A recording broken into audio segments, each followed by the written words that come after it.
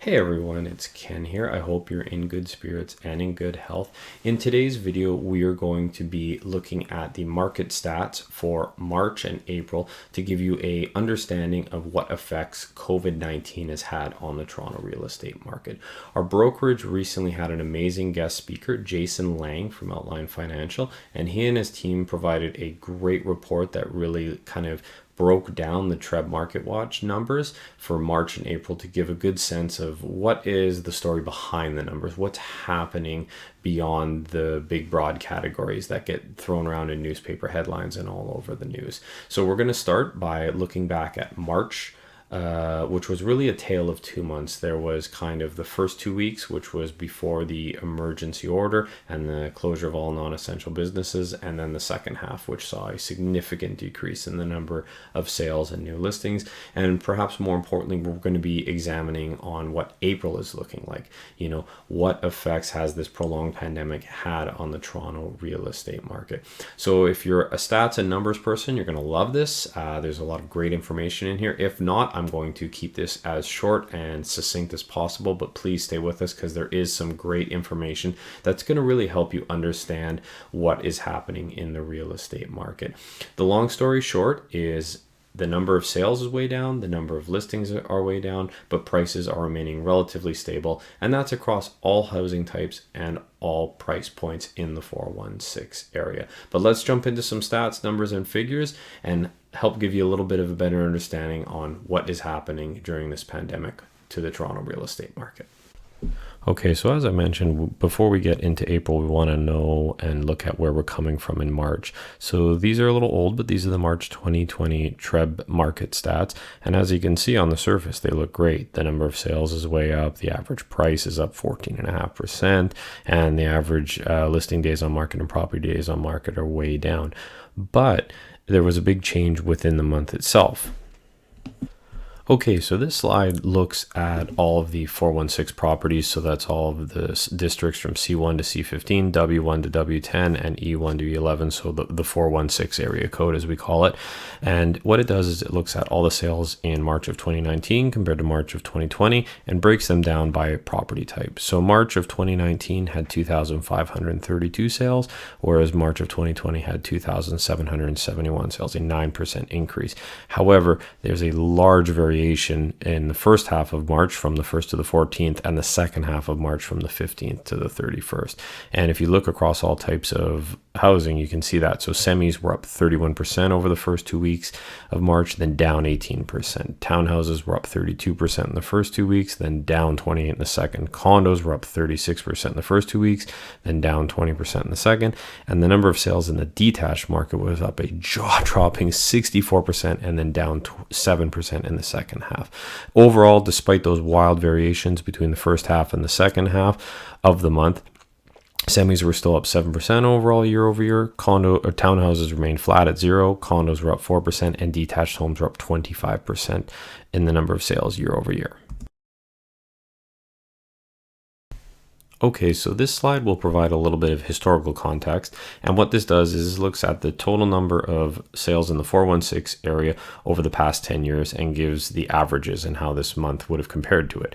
So had the 43% year-over-year increase continued for the whole month of March, March of 2020 would have seen 3,963 projected sales, which would have been second all-time, only behind the massive peak of March of 2017, which saw 4,224 sales.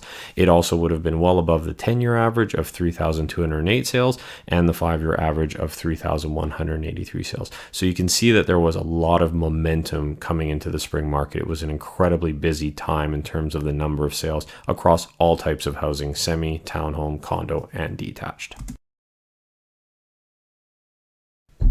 All right, this slide looks at the average price change by property type across the 416, and the 905 is there as well if you want to use it for comparison's sake.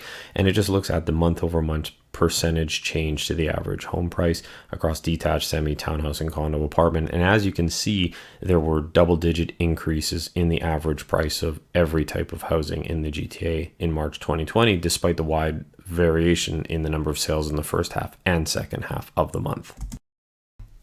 Okay, so this slide builds off the previous one, and what this does is it looks at the average price increase on a year-over-year basis from 2020 to 2019, but it breaks down the month of March from the first half of the 1st to the 14th compared to the 15th to the 31st, the second half of the month.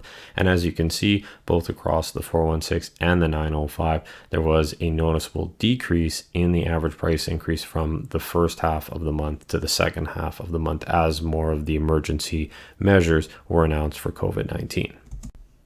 Now this slide looks at the 416 area and all property types, and what it compares is the sale price versus the list price. So, what did the home go onto the market for compared to what it actually sold for? And as you can see, once again, broken down on a first half, second half basis for March, is that there was a noticeable decrease from the first half compared to the second half. However, that could be a bit misleading because, some agents might have been adjusting their pricing strategy because as the measures came into place that limited in-person business, and once the state of emergency was declared, many agents started to switch strategies, and rather than, listing a property low, hoping for multiple offers, they might have priced it much closer to what they deem market value to be, which can also have a little bit of play in these numbers. But as you can see, the total is properties were still selling well over what they were listed for throughout the month of March. So this is the slide that probably is going to capture everyone's attention because March was a little different because a lot of buyers who were out maybe in the first half of March, continued their search, and people were still kind of looking up until then. It was a bit of the haze in the barn scenario. People who were looking to buy kind of continued, and if they could get a place, they could get it. April's a totally different landscape. We're well into this pandemic. Real estate has been deemed an essential service, but a lot of condo buildings aren't allowing in-person showings. All of our governing bodies for real estate have, suggested and encouraged that all face-to-face business being halted. So properties are really being sold virtually these days. And what that is resulting in, as I'm sure you probably hear a lot in the headlines, is people pressing pause. Or you might hear that the faucet's being turned off. But basically, anyone who doesn't need to sell at this point isn't selling. Buyers, a home is a very emotional purchase. It's a very individual purchase. So it's tough to buy something just by looking at floor plans and photos. People want to walk into a house. They want to see it. They want to touch it. They want to smell it. They want to go around the neighborhood. They want to get a real sense of what life is going to be like there. And likewise, it's far more difficult as a seller to be selling in such a limited marketplace. So both on the supply and the demand side, there's been an incredible pullback. Basically, if people don't need to buy or sell right now, they're not doing it. And that what leads to this. Across the 416, the number of sales from April 1st to 19th is down 72%. And in the 905, it's almost the exact same at 71% decrease in the number of sales. And as you can see, that really goes across all property types: semis, townhomes, condos, and detached. So we have definitely seen a drastic drop in the number of sales, in April compared to March.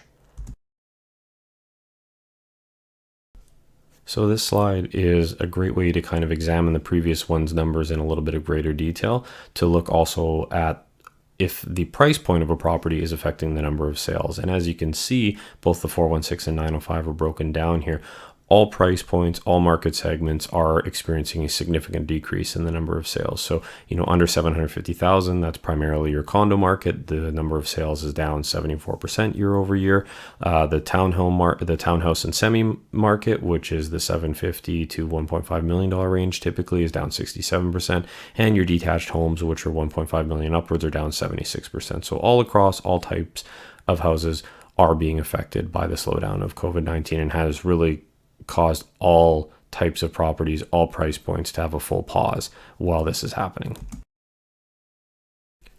So we just broke down the number of sales based on property type and price point. And as you can see, there is a decrease in the demand side, quite significantly so. Now let's also take a look at the supply side, and that's the number of new listings that have happened so far this month. And as you can see, both in the 416 and 905, they're significantly down across all different market segments. They're down 62% across all market segments, from 3,734 listings in April of 2019 to 1,435 for April of 2020. Now, the only area that is a little bit more heavy on the supply side is the condo. As you can see on the left-hand side, it's only down 53%, which is almost a 10% difference from other market segments. So it'll be curious to see if the condo market maybe bounces back a little bit. That has been a market segment that's been so starved for listings that you are seeing more of them onto the market compared to detached, which, the number of listings is down 72% year over year. But once again, it goes to the point of people are pausing. If they don't need to sell, they aren't selling, they're waiting. And this slide looks at the percentage change, the number of new listings broken down by list price. And as you can see in both the 416 and the 905, the number of new listings in all segments, no matter what the price point, is down significantly, minus 62% average in the 416 and minus 67% in the 905. So much like many buyers are pausing their search, many sellers are not listing unless they have to. So even though there is a bit more supply than demand right now, it's still a fairly balanced market, and both the supply and demand sides are heavily dropped from their normal levels. And finally, perhaps the $1,000,000 question, as it were, is what is the sale to list price? How much are homes selling for in the month of April? And overall, prices are holding. You can see in the second half of March in the East, West, and Central, the average across all three of them was 103 sale to list price compared to 100% in the first half of April. So homes are still selling. And as I mentioned, many agents are now pivoting their strategy. So rather than listing low, holding back for offers, trying to get a bidding war, many agents are pricing a property closer to what they believe market value to be, and you're looking for those one or two really highly qualified, highly motivated buyers. So I think you are going to see the list to sale price ratio drop a little bit, but that's also going to be because there will be a complete 180 in Toronto's pricing and sales strategy, right? For so long, we've been list low, get a ton of viewings, have two busy open houses, and then field a bunch of offers on an offer night, or you're getting a preemptive offer before that. That's way over the list price. I think now it's more about, you're not going to have as many showings. A lot of condos don't allow in-person showings. A lot of sellers don't want people going through their house unnecessarily. We're even seeing a lot of listings stating that there has to be a agreement in place and the sale is conditional upon the buyer visiting it afterwards. So there will be a big change in terms of strategy. And I think then the sale to list price ratio is going to decrease a little bit. But overall, the actual sale prices are holding for the month of April so far. Okay, so you made it. That's the end of all the slides, stats, and figures. And hopefully, the key takeaway was quite obvious that the number of sales are way down, the number of listings are way down, but that prices are remaining relatively stable. And that's across all different types of housing and all price points in the 416 market. This is a very unique situation. Normally, when we talk about real estate stats and figures, we look at it through the lens of months, quarters, and even years. But, this is such an evolving and changing situation that really every week we are trying to read the tea leaves to get a sense of what's happening out in the marketplace. There is an end in sight. The question is, what's it going to look like until we get there? So we'll continue to provide you updates. We're always happy to answer any questions you may have. And we hope that you found this information very useful. Thank you so much once again for all of your time. Stay safe, be kind to one another, and I look forward to chatting with you again. Take care.